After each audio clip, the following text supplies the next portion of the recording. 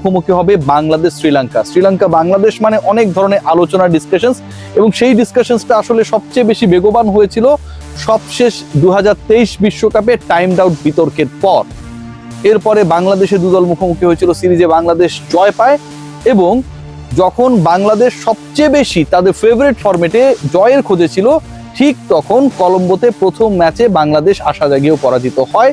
পরের ম্যাচে fight back করে সিরিজ নির্ধারণী যেই ম্যাচ, সেই ম্যাচটা অনুষ্ঠিত হবে এখানটায়। সেই পার্টিকুলার ম্যাচকে কেন্দ্র করে সুখবর এবং দুঃসংবাদ সবকিছুই মোটামুটি রয়েছে। আপনাদেরকে আমি লেটেস্ট আপডেট দিই, যেমনটা ট্যাগ লাইনে দেখছিলেন যে বাংলাদেশ দলের জন্য দারুণ এক সুখবর, এবং সেই সুখবরটা এখন পর্যন্ত আমি যতটুকু জানি আগামীকাল আসলে অনেক কিছুই ঘটতে পারে। যে জায়গাটা বা যেই পার্টিকুলার খেলোয়াড়কে নিয়ে, ক্রিকেটারকে নিয়ে আলোচনাটা হচ্ছে, তার ইনজুরি সংক্রান্ত ইস্যুটা যদি ডেটোরেট করে সেটা আমাদের হাতে নেই, তবে উন্নতি হচ্ছে এবং এভাবে চললে তিনি পরের ম্যাচে থাকবেন, যেটা পুরো বাংলাদেশ দলের জন্য একটা বড় স্বস্তির জায়গাটা হচ্ছে নাজমুল হোসেন শান্ত। 11 আমি আপনাদেরকে জানিয়ে দিচ্ছি, যেমনটা একাদশ নিয়ে বাংলাদেশ দল নামবে, তবে নাজমুল হোসেন শান্তকে বাংলাদেশ ম্যানেজমেন্ট খেলাতে চায়। ক্যাপ্টেন মেহেদী হাসান মিরাজ নাজমুল হোসেন শান্তকে খুব করে তার 11-এ চান, এবং সেই চাওয়ার পেছনে যথেষ্ট কারণ রয়েছে। 3 নম্বরে বাংলাদেশের সিগনিফিক্যান্ট ব্যাটার তিনি। শ্রীলঙ্কার এগেনস্টে যদি পারফরমেন্স বিবেচনা করি, নাজমুল হোসেন শান্ত সেখানটায় অনেকটা এগিয়ে, ব্যাক টু ব্যাক টেস্টে সেঞ্চুরি করেছিলেন, 2 ইনিংসে শতক হাঁকিয়েছিলেন, এবং এর থেকেও গুরুত্বপূর্ণ ব্যাপার যেটা, মাঠে যে লিডারশিপ গ্রুপের একটা রোলের দরকার। আগামীকালের ম্যাচে অনেক ঘটনা ঘটবে ভাই, নিঃসন্দেহে আপনি বিশ্বাস করতে পারেন। যে ধরনের ঘটনাগুলো ঘটে বাংলাদেশ শ্রীলঙ্কা ম্যাচে, নাগিন থেকে শুরু করে টাইমড আউট বিতর্ক, অনেক কিছুই ঘটেছে, নিজাজ ট্রফি থেকে বিশ্বকাপ। সো আগামীকালের সিরিজ নির্ধারণী ম্যাচটায় অনেক কিছু ঘটবে। সেই ম্যাচে লিডারশিপ গ্রুপ, মাঠ পরিচালনা, ক্যাপ্টেনকে হেল্প করা, একই সাথে নাম্বার 3 ওই ক্রুশিয়াল পজিশনে প্রপারলি ব্যাট করা, জুটি করা, সব জায়গায় নাজমুল হোসেন শান্ত অবিকল্প। নাজমুল শান্তর ইনজুরি আপডেট 100% তিনি ঠিকঠাক নেই, তবে নাজমুল হোসেন শান্ত পরের ম্যাচে খেলবেন, এটা মোটামুটি 90% নিশ্চিত।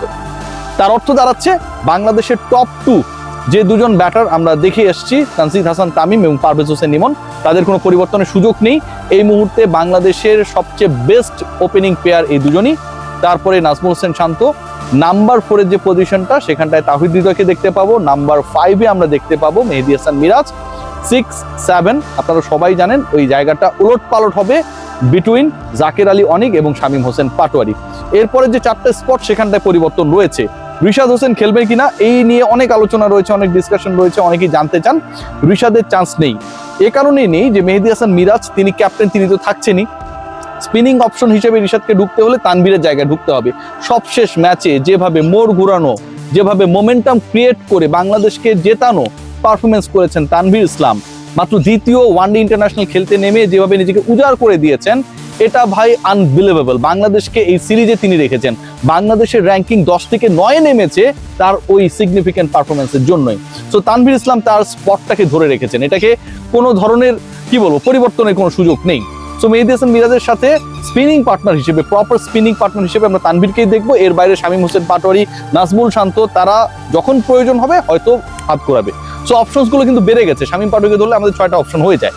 এরপরে যে স্পটগুলো রয়েছে আপনারা সবাই জানেন, মানে তানভীরকে যদি 8 নম্বর অপশন ধরি, 3 জন পেস বোলিং ডিপার্টমেন্টে থাকবেন। এখন প্রশ্ন যেটা, সেটা হচ্ছে তাসকিন ফিরছেন কিনা। তাসকিন ফিরছেন, শেষ মুহূর্তে কোনো ইনজুরি সংক্রান্ত ইস্যুস না হলে তাসকিন ফিরছেন। প্র্যাকটিস একটু পরে শুরু হবে, সেটাও একটা বড় ব্যাপার, যে ওখানটায় যদি কেউ আল্লাহ না করে কোনো বিপদ আপদ হয়, সেটা হবে না আমরা আশা করতে পারি। তো তাসকিন আহমেদ ফিরছেন, তাসকিন আহমেদ হাসান মাহমুদের জায়গাটা নেবেন। বাকি যে দুজন পেসার রয়েছেন, সেই পেসারদের মধ্যে তানজিম সাকিব থাকবেন। 33 রানের ইনিংসটা এখনো জীবন্ত, এবং তিনি তাহিদ হৃদয়ের সাথে যেভাবে বোঝাপড়াহীনতা একটা সিচুয়েশন তৈরি হয়েছিল, এবং পরবর্তী সময়ে সেটা তিনি প্রায়শ্চিত্ত করেছিলেন তার ক্যামিও দিয়ে, তাকে বাদ দেওয়ার সুযোগ নেই। এবং আর্লি উইকেট টেকার হিসেবে দ্রুত উইকেট নেবার ক্ষেত্রে Tanzim Hasan Sakib could play a very big and vital role.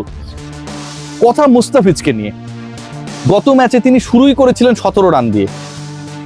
এইখানে যে মাঠে খেলা হবে, এখানে প্রচুর রান হয়, ভুরি ভুরি রান হয়, সেই আলোচনা আমি আসছি। এবং এখানে 300+ স্কোর, ওয়ানডে স্কোর হচ্ছে 15টা, সর্বোচ্চ স্কোর হচ্ছে 381। 381 করেছিল শ্রীলঙ্কা। সেই রানটা চেস করতে গিয়ে আফগানিস্তান করেছিল 339। দুদল মিলে প্লাস করলে 100 ওভারে করেছে 720 রান। এই দুটো স্কোর বাদ দিয়ে আরো 13টা 300+ স্কোর রয়েছে। সো আগের ম্যাচে যিনি প্রথম ওভারেই 17 রান দিয়েছিলেন মুস্তাফিজ, এবং তিনি একটা সময় মনে হচ্ছিল যে তিনি ধার হারিয়েছেন, গতি হারিয়েছেন, তার যেই ধরনের ইস্যুসগুলো রয়েছে স্লোয়ার কাটার সেগুলো কাজ করছে না, সেই তিনি কিন্তু গুরুত্বপূর্ণ সময়ে উইকেট নিয়ে